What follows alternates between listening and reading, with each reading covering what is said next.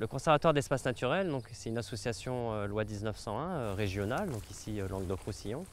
Et notre métier, comme notre nom l'indique, c'est la conservation de la biodiversité. Et pour ce faire, historiquement, les conservatoires opèrent cette mission à travers la gestion d'espaces naturels. Donc espaces naturels, soit où ils sont propriétaires, ou soit qui appartiennent à des tiers, comme ici, une commune de Fabrègues. Quand la société BRL s'est rapprochée du conservatoire pour gérer des espaces dans le cadre des mesures compensatoires du projet Aquadomicia, un partenariat s'est créé entre le Conservatoire d'espaces naturels et BRL. Et donc le travail que l'on mène ici, c'est de gérer un espace de garrigue au profit des espèces qui vivent dans ces milieux. Donc les espèces qu'on va retrouver, ça va être des espèces associées à ce qu'on appelle des pelouses méditerranéennes. Donc ça va aller des insectes pour les plus petits, avec notamment la proserpine qui est un papillon, la magicienne dentelée. Ensuite des reptiles et des oiseaux, donc reptiles comme le lézard osselet et des oiseaux comme le rôlier d'Europe qui vont chasser dans ces milieux-là.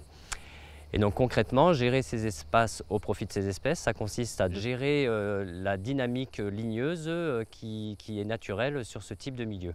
Donc les pelouses méditerranéennes, ça va être des pelouses dominées par cette graminée-ci, qu'on appelle le brachypode rameux. Et s'il n'y a pas cet entretien par des herbivores, naturellement, en fait, elles vont évoluer vers petit à petit un prébois et ensuite une forêt de chênes verts. Voilà.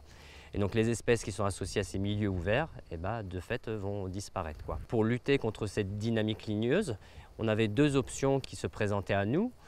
Une option un peu classique qui consistait à débroussailler la garrigue, ou une seconde option qui était de s'inscrire dans l'histoire de ces milieux, et donc en réintroduisant un troupeau de moutons.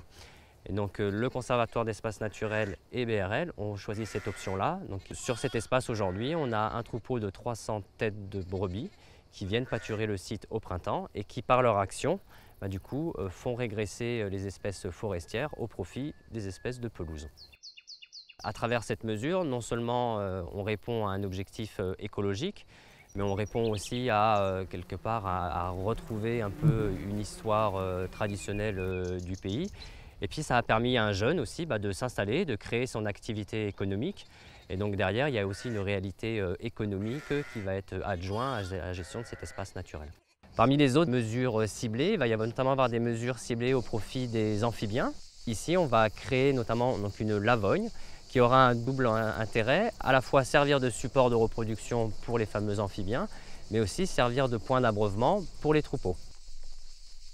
Le projet des compensations BRL, s'inscrit dans un projet plus global et il en a été un peu la première pierre. C'est-à-dire qu'on a démarré ici les compensations en 2013 et derrière, on a adossé d'autres compensations écologiques, donc notamment celle de Vinci Autoroute, ce qui permet aujourd'hui d'avoir une entité gérée de quasiment 500 hectares et d'avoir aussi du sens écologique puisqu'il y a un effet taille et plus on est sur des grands sites, plus c'est des sites qui offrent une résilience écologique forte et une capacité d'accueil pour la faune et la flore importante.